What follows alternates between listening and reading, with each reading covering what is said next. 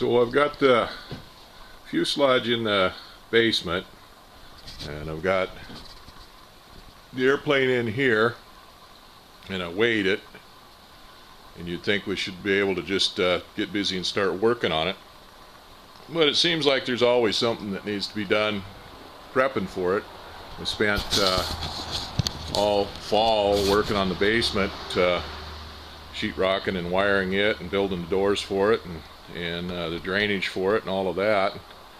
And then I had to move the washer and dryer over in there and fix the plumbing for that, and wired in a baseboard heater in the basement, and it seemed like there's always something to do there. And here in the hangar, the hinges broke off the hangar here on the big door, on the one door, and so we had to repair those hinges and get that back up, that door back up and working. And then we went, we're going to go up and pick up the fuselage in Anchorage, and the plans to use the neighbor's lumber rack for that fell through because it wouldn't fit on my pickup, so we had to build a lumber rack, drive to Anchorage, get the fuselage down here. And meantime, we bought a couple things here, another infrared heater, radiant heater for in here in the hangar, and I've got a space heater, a big heater here to put in that so maybe it'll warm up in here to work in a little bit. The radiant heaters feel good when you're under them, but you get very far from them and they don't work very good. So anyway, my electrical panel there is a little too small. It was okay when I started out, but I've added too many circuits to it, and I've got too much in it now, and I've got to add another circuit for that heater. Oh, I did buy a 100 amp service panel to put up there. Well, anyway, now we've got to replace that or put that in there. So I've got anyway, like I said, there's too much stuff in there. It's getting too crowded for that little panel there, which is a 100 amp panel, but it's only got space for what is it, six breakers. And when you get a double one like the 221 for the planer, jointer and stuff, then that takes up 2 spaces. So I've got doubled breakers in there, and anyway, I just run out of room, so I've got to do something with that. So that's the next project, which means I got to kill the power in here and run an extension cord over here, and we got these lights set up so that I can have lights in here and run those off of the shop power, and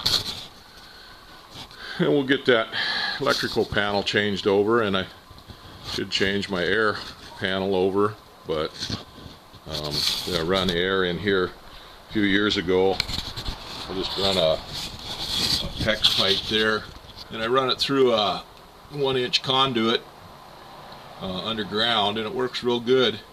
Just a 1/2-inch PEX pipe, and then we got the other conduit there for the 6 gauge wire for supply wire over here to the hangar. Oh, I've got that air hose is only about 20 feet or 15 feet. It's not near long enough. I've got a bigger air hose to put in here, and I need to put some air filters and water traps and stuff in so I can use my plasma torch. I've got the new panel screwed up onto the wall.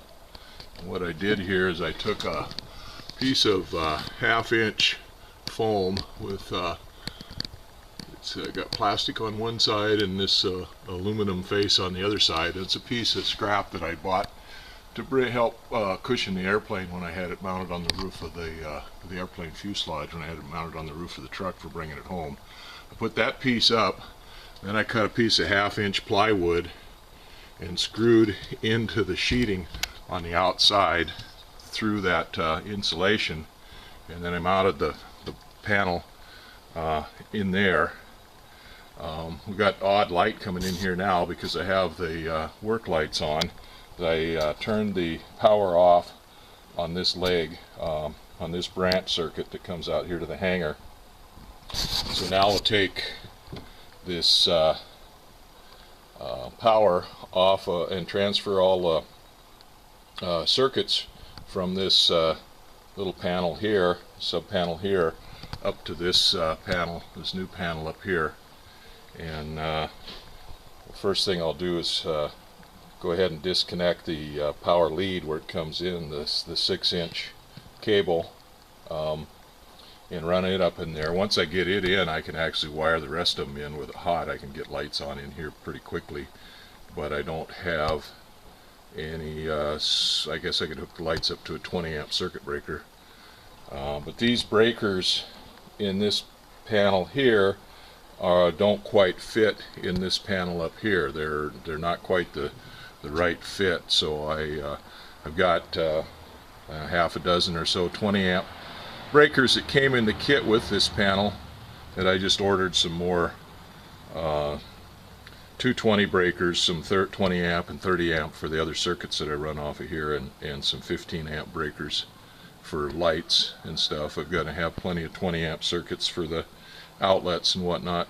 But anyway, that's what we'll do now. We'll go ahead and disconnect the circuits off of that panel and transfer them up to the other one. Okay, we've got the circuit all wired up there now. I found enough breakers to make most of the stuff usable. I've got 2 circuits yet that the wires are too short to run. I'm going to have to go down to the junctions on them and run longer wires on them to get them to come up in here. They're both 20 amp circuits for outlets. I've got my lights on a 20 amp breaker for right now. I'm going to switch that over to a 15 when I get one. But there's a 100 amp breaker there for a main breaker on this panel. But I'm only running off a 60 amp breaker on the main panel, so that one should go first. I'm not going to run anything enough to justify any more power than that. So anyway, I'll get to energize the circuit and see how she goes, see if it smokes.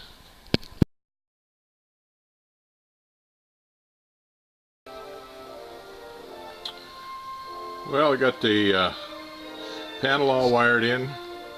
Everything's a lot better now. Everything's on separate circuits instead of doubled up together.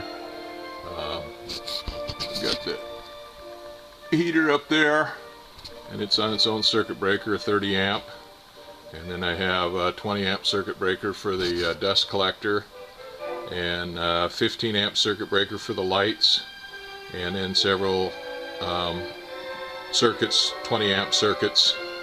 The one I don't have, the switch I have wired up, or the outlet I have wired up for the planer and stuff, the 220. I haven't got the 30 amp circuit breaker for that yet. Actually, I robbed the circuit breaker off of that and put it up for the heater. And I found that circuit breaker, it looked like it would fit, but it doesn't quite fit. It's a Cutler Hamer instead of a Square D or a Home-Lite. So I'm waiting for the circuit breaker for it. Otherwise, that's all wired in nice. Once you get the new circuit breaker for that, and that'll be finished, and I'll put the cover on the panel. We got the air line redone. Got the hose, the PEX pipe coming from the shop where the air compressor is, and we run it into a pipe.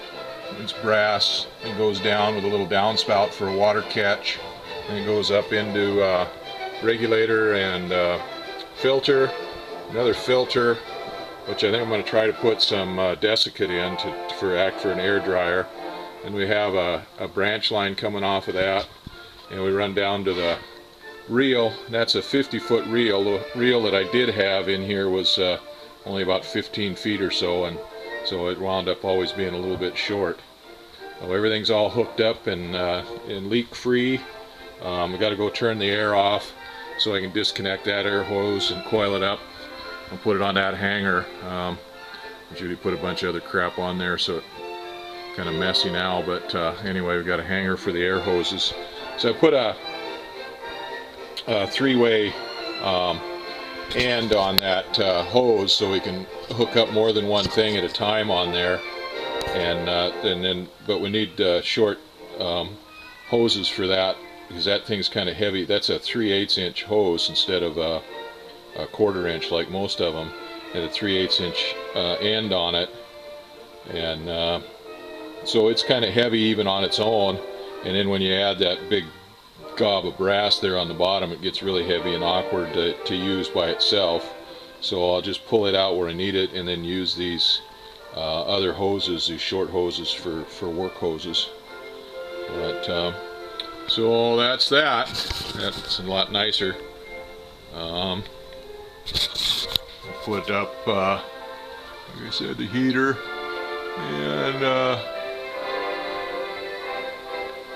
few little more side. Put up another shelf there, just a short shelf, just to hold things. Got extra rubber gloves up there, safety glasses, air filters, breathing filters, and some odds and ends.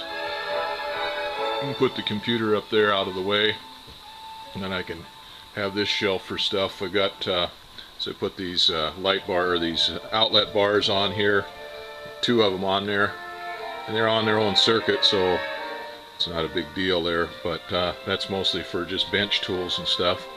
So I've got my battery charger bank set up on it,